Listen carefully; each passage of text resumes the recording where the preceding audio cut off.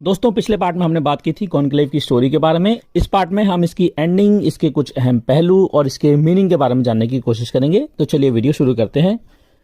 Hello दोस्तों, मेरा नाम है अमन और आप देख रहे हैं सिनेमैटिक ज्ञान। Let's get started.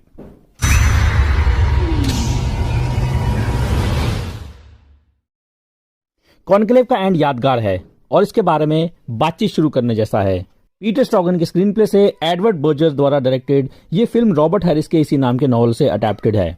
कॉन्क्लेव के रिव्यूज बेहद पॉजिटिव रहे हैं। ये पॉलिटिकल थ्रिलर कॉन्क्लेव द्वारा एक नए पोप कार्डिनल विंसेंट बेनिटेस के लिए वोटिंग के साथ एंड होती है, जो इंटेंशंस, एथिक्स और व्यवहार के बारे में खुलासे से भरी एक लंबी कठिन प्रक्रिया के बाद होता है। शायद कार्डिनल थॉमस लॉरेंस थोड़े निराश लगते हैं क्योंकि उन्हें पोप के रूप में नहीं चुना गया। ये शायद नहीं भी, जबकि पहले वो इस पेपेसी में इंटरेस्टेड नहीं थे। कार्डिनल बेनिटेस को कॉन्क्लेव में न्यू पोप चुने जाने के बाद, जो अभी तक ऑडियंस के सामने नहीं आया है, कार्डिनल लॉरेंस बेनिटेस से मिलने जाते हैं। जब उन्हें एक प्रोसीजर के बारे में पता चलता है जो बेनिटेस लगभग करवाने की कगार पर पहुंच गया था। बेनिटेस बताता है कि वो लगभग हिस्टेरेक्टोमी करवाने वाला था, लेकिन उसने इसके खिलाफ फैसला किया क्योंकि वो अपने अंदर उस इंसान को महत्व देना चाहता था जिसे भगवान ने बनाया था। कार्डिनल लॉरेंस हैरान है क्योंकि उसे असल में इसकी कोई जानकारी नहीं थी, लेकिन वो बेनिटेस की सिचुएशन के बारे में बाकी कार्डिनल से कुछ नहीं कहता। कॉन्क्लेव का एंड एक सफेद धुएं के संकेत के साथ होता है, जो ये बताता है कि कई दिन तक अलग थलग रहने के बाद आखिरकार एक नया पोप चुन लिया गया है। चलिए बात करते हैं बेनिटेस के ट्विस्ट के बारे में। बेनिटेस का कॉन्क्लेव ट्विस्ट सरप्राइज करने वाला है, खासकर इसलिए क्योंकि कार्डिनल अब पहले ऐसे पोप होंगे जो आदमी के रूप में पैदा नहीं हुए। बेनिटेस एक इंटरसेक्स इंसान है जो अडल्टहुड होने तक खुद को आदमी ही मानता था। उनके जेंडर पर कभी सवाल नहीं उठाया गया और उन्हें जीवन में बहुत कम उम्र में ही सेमिनरी भेज दिया गया था। हालांकि जब वो अफगानिस्तान में एक बार बम धमाके में घायल हो गए, तब डॉक्टर की जांच में उनकी सच्चाई सामने आई कि बेनिटेस के शरीर में यूट्रस था। ये मानते हुए कि इससे वो अपनी पोजीशन से डिस्क्वालीफाई हो गए, उन्होंने इस्तीफा देने की पेशकश की, लेकिन पोप ने इसके बजाय बेनिटेस के लिए हिस्टेरेक्टोमी करवाने की अरेंजमेंट की। कार्डिनल बेनिटेस ने आखिरकार हिस्टेरेक्टोमी के खिलाफ फैसला किया और भगवान द्वारा बनाए गए तरीके से रहने का ऑप्शन चुना। बेनिटेस ने पोप और उनकी जांच करने वाले डॉक्टर को छोड़कर किसी को भी इस बारे में नहीं बताया। उनकी मेडिकल फाइल को क्लासिफाई किया गया और लेट पोप द्वारा कार्डिनल बनाए जाने से पहले तक वो पादरी बने रहे। बेनिटेस एज ए कार्डिनल शायद इस फैक्ट को बाकी कार्डिनल से छुपा कर रखेगा कि उसके पास यूट्रस है, कम से कम फिलहाल तो। लेकिन अब जब बेनिटेस पोप है तो वो बाकी कार्डिनल्स, कैथोलिक चर्च और दुनिया के सामने सच्चाई को उजागर करने का फैसला ले भी सकता है। यहाँ एक सवाल और उठता है कि बेनिटेस ने अपने लिए पोप बनने के बाद इनोसेंट नाम ही क्यों चुना। जब बेनिटेस एज ए सरप्राइज पोप की रेस जीतता है और चुना जाता है तो वो अपने लिए इनोसेंट नाम चुनता है। कॉन्क्लेव के बैकग्राउंड में भरे भ्रष्टाचार के मुद्दों को देखते हुए ये चुनने के लिए एक बहुत ही सटीक नाम है। इसके अलावा डायरेक्टर एडवर्ड बर्जर के अकॉर्डिंग ये बिना किसी प्री कंसेप्शंस के प्योरिटी का नाम है, जो बाकी कैंडिडेट्स के साथ बेनिटेस के कॉन्ट्रास्ट को दर्शाता है। आप इसे बच्चों में देखते हैं, उनके पास कोई बैड एक्सपीरियंसेस नहीं है, वो थियोरेटिकली सिर्फ पॉजिटिव हैं, दूसरों के प्रति सिर्फ खुले हुए हैं, उनके पास कोई प्रेजुडिस या किसी के लिए कोई बुरी भावना नहीं है, वो मासूम है। फिर समाज उन्हें एक सर्टेन तरीके से रहने के लिए तैयार करता है। उनके माँ बाप, स्कूल, दोस्त और बुरे एक्सपीरियंस उन पर आघात छोड़ते हैं। इसीलिए बेनिटेस हमारे पास पूरे खुलेपन के साथ आता है और मुझे लगता है कि इसका यही मतलब है। एंड में लॉरेंस बेनिटेस के सीक्रेट को बाकी कार्डिनल्स को क्यों नहीं बताता। कॉन्क्लेव की कास्ट में 8 मेन कार्डिनल्स और इजाबेला रोसेलिनी की सिस्टर एग्नेस शामिल हैं, जिनका कॉन्क्लेव में कोई भी से नहीं है। पूरी फिल्म में कार्डिनल लॉरेंस उनके सभी सीक्रेट्स को डिस्कवर करता है और उन्हें अलग रखता है ताकि वो सिर्फ इलेक्शन पर ध्यान दे सके। बाकी कार्डिनल्स क्या छिपा रहे हैं ये उजागर करने की इच्छा के बावजूद कार्डिनल लॉरेंस कार्डिनल बेनिटेस की सिचुएशन की सच्चाई को उजागर नहीं करता। ऐसा पॉसिबली इसलिए है क्योंकि जब लॉरेंस को इस बारे में पता चलता है तब बेनिटेस पहले से ही पोप इलेक्ट हो चुका होता है। लॉरेंस भी बेनिटेस को अपने फेथ में ईमानदार मानता है और बाकी कार्डिनल्स के सामने बेनिटेस को उजागर करना विश्वासघात जैसा लगेगा। ये लॉरेंस का सीक्रेट भी नहीं है जिसे वो बता सके, और इसे बाकी कार्डिनल्स को बताने से इलेक्शन का नतीजा नहीं बदलेगा। ये भी फैक्ट है कि बाकी कार्डिनल ब्लैकमेल और सीक्रेट से निपट रहे थे जो अदरवाइज उनके मॉरल कैरेक्टर के लिए डरावने और हानिकारक थे। बेनिटेस का इंटरसेक्स होना मोरालिटी का मामला नहीं था और इसमें कैथोलिक चर्च को पॉजिटिवली बदलने का पोटेंशियल था।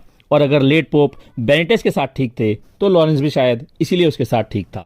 डायरेक्टर बर्जर ने फिल्म के एंड के बारे में अपना खुद का असेसमेंट रिवील किया। डेन ऑफ गीक को समझाते हुए वो कहते हैं कि लॉरेंस पहचानता है कि सही इंसान अपने विश्वास की प्योरिटी की वजह से पोप बन गया है, जो बाकी कैंडिडेट्स के उलट है। उन्होंने वैनिटी फेयर से बात करते हुए ये भी कहा कि लॉरेंस को एपिफेनी यानी अंतर्दृष्टि समाज में पोप के प्लेस के बारे में एक गहरी अंतर्दृष्टि भी है, जो उनके सोचने के तरीके में रेवोल्यूशनरी बदलाव लाती है। उन्होंने डैन ऑफ गीक के साथ एंड को ब्रेक डाउन करते हुए कहा, मुझे लगता है कि एंड में लॉरेंस पहचानता है कि सही आदमी पोप बनता है, क्योंकि ये एक ऐसा इंसान है जो प्योर है, जो अभी भी विश्वास करता है। और मुझे लगता है कि यही बात ज्यादा मायने रखती है, अपनी सच्ची आस्था की प्योरिटी, मासूमियत को बनाए रखना। इससे कोई फर्क नहीं पड़ता कि आप कार्डिनल हैं या फिल्म प्रोड्यूसर हैं या पत्रकार या इंजीनियर हैं। ये फिल्म दुनिया की सबसे पुरानी पेट्रियार्कल इंस्टीट्यूशन के बारे में है, जो दुनिया की बहुत सी बाकी पेट्रियार्कल इंस्टीट्यूशन का रिप्रेजेंटेशन करती है। और फिल्म के एंड में उस इंस्टीट्यूशन में एक दरार आ जाती है। शायद ये फेमिनिटी की दरार है।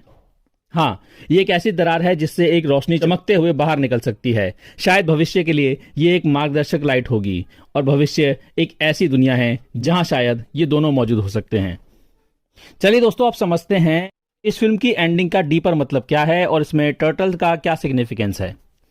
कॉन्क्लेव के एंड में कछुए के कुछ सीन्स हैं, और खासकर लास्ट शॉट में लॉरेंस एक खिड़की खोलता है, जिससे पोप के चुने जाने के बाद सिस्टन चैपल में फिर से रोशनी और लाइफ आ जाती है। वो 3 नन्स को हंसते हुए सुनता है, और ये एक जरूरी मोमेंट है। स्टार राल्फ ने टुडे को बताया कि कछुए स्पिरिचुअल इंडिपेंडेंस यानी आध्यात्मिक स्वतंत्रता का सिंबल हैं, जबकि उनकी को एक्टर इजाबेला रोसेलिनी, जो सिस्टर एग्नेस का रोल निभाती हैं, उन्होंने नन्स को हंसते हुए लॉरेंस की आवाज सुनने के लास्ट शॉट पर चर्चा की।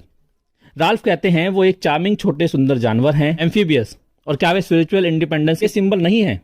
मुझे लगता है कि शायद वो हैं। इजाबेला कहती हैं, मुझे लगता है कि एंड में यहाँ लॉरेंस के लिए एक सेंस ऑफ क्लोस्ट्रोफोबिया है, क्योंकि वो सभी सिस्टन चैपल के अंदर हैं। वो अकेले में रहते हैं, और जब हम खिड़की खुलते हुए देखते हैं तो वहां सिर्फ विमेन और हंसी ही नहीं होती, बल्कि वहां लाइट, सूरज, हवा भी होती है। और मुझे लगता है कि ये उस महान क्लोस्ट्रोफोबिया के मोमेंट के उलट था।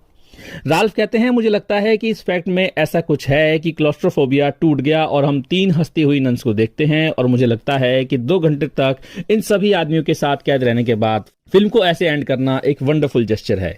कॉन्क्लेव के डायरेक्टर ने हंसती हुई नन्स और लॉरेंस द्वारा सिंबॉलिकली खिड़कियां खोलने और पोप के रूप में बेनिटेस के शासनकाल के लिए इसका क्या मतलब हो सकता है, इस पर रोसेलिनी की बात को दोहराया।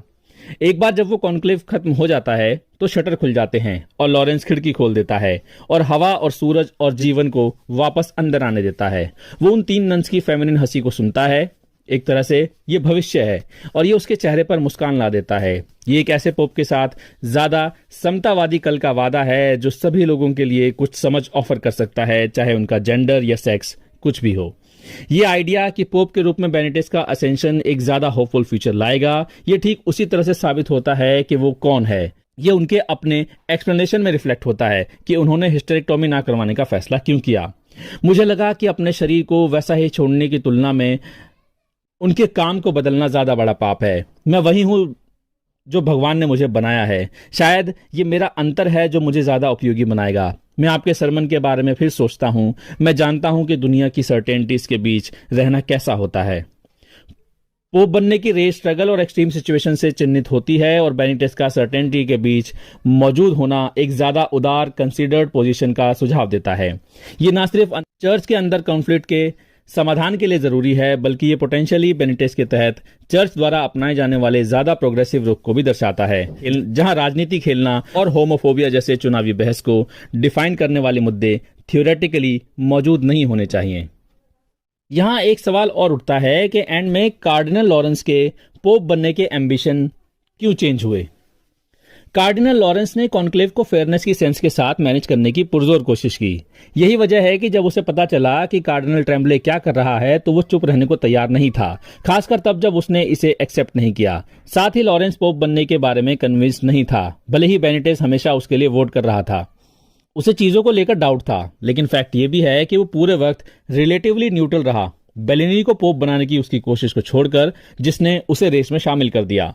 बेनिटेस का उस पर विश्वास और कार्डिनल्स को दिए गए उसकी स्पीच के बाद उसके मन में जो भावना थी, उसने उसके मन को बदलना शुरू कर दिया कि क्या वो खुद को पोप के रूप में देख सकता है या नहीं, जबकि पहले उसने इस विचार को इतनी शिद्दत से खारिज कर दिया था।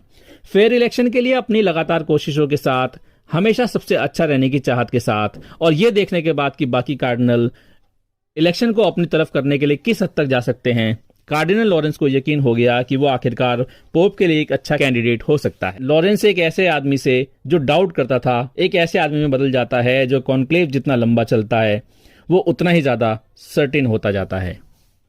तो दोस्तों, इस फिल्म का आखिर मतलब क्या है? कॉन्क्लेव परंपराओं, बदलाव और इन दोनों के मिलन के बारे में है।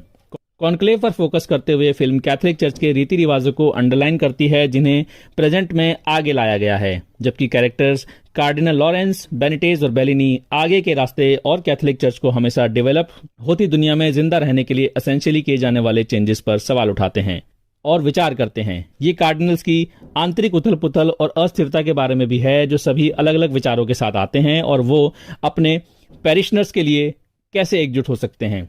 कॉन्क्लेव उन्हें एक चौराहे पर देखता है। दूसरों से अलग थलग रहना उनके आसपास की दुनिया में बहुत ज्यादा शामिल नहीं होने का एक फिजिकल मैनिफेस्टेशन है। कार्डिनल्स की कुछ पॉलिटिकल साजिशें मदद करने की इच्छा से ज्यादा जीतने के बारे में होती हैं। कैरेक्टर्स अपने रोल पर सवाल उठाते हैं और लॉरेंस खासकर डाउटफुल है। वो किसी ऐसे आदमी को पोप के रूप में चाहता है जो चीजों के बारे में सर्टेन नहीं है, क्योंकि इससे आदमी अतीत के तरीकों में रिजिडली अटके रहने के बजाय बदलाव करने और आगे बढ़ने के लिए ज्यादा विलिंग होता है। बेनिटेज का सीक्रेट शायद कैथोलिक चर्च को पूरी तरह से आगे लाने का सबसे अच्छा और सबसे अनएक्सपेक्टेड तरीका है। कॉन्क्लेव का आखिरी मैसेज उम्मीद का है, जैसा कि नन की हंसी का लास्ट शॉट में पूरी तरह से सम अप किया गया है। फिल्म बाकी कैंडिडेट्स की अचल बिलीफ और पूरे इलेक्शंस को पटरी से उतारने की धमकी वाले आतंकवादी हमले के उलट डिफरेंस और इंक्लूसिविटी के बावजूद एक्सेप्टेंस के मार्ग पर फोकस्ड है। बेनिटेज का शासन बड़े डिवीजन के समय आता है और उसकी जीत उसे लगभग एक मसीहा आदमी घोषित करती है जो अपने विश्वासों के प्रति कमिटेड और फंडामेंटली दयालु है।